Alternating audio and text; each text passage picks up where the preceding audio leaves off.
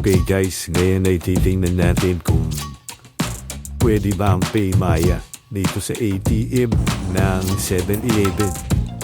Kung mapapansin nyo, luma na tong Paymaya ko na to. Maya na ngayon ang tawag sa Paymaya, di ba? Yan, sige. Subukan natin siya doon. Taka, puntahan natin. Yan. Sige, shoot na natin dito. Tingnan natin kung gagana. Tulak natin. Yan. Okay. Being processed. Yan. Pinaprocess na daw. Pinaprocess na daw mga kakampi. Pinaprocess na raw mga kakampi. Oh. Ilalagay daw ang password. Sige, pasok na natin ang ating password. Yan. Okay.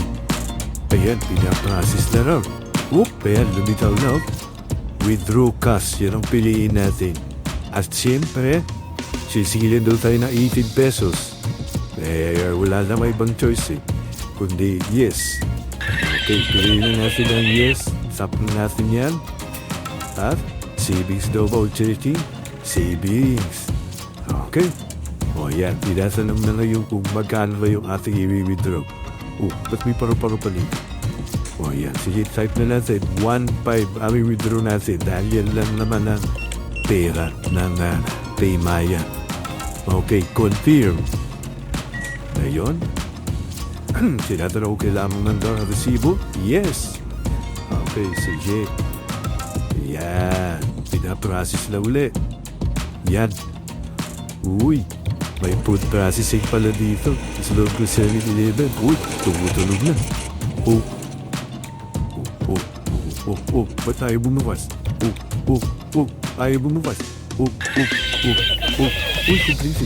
Kunin na ang card at hintayin natin bumukas. Yan, bumukas na. Kunin natin agad ang pera. Baka sumaka pa yan. Okay. 1.5. We are pleased to have served you. Welcome. Okay. Kunin na ang resibo. At baka makita pa ng kasunod natin nakakahiya dahil 43 na lang ang naman.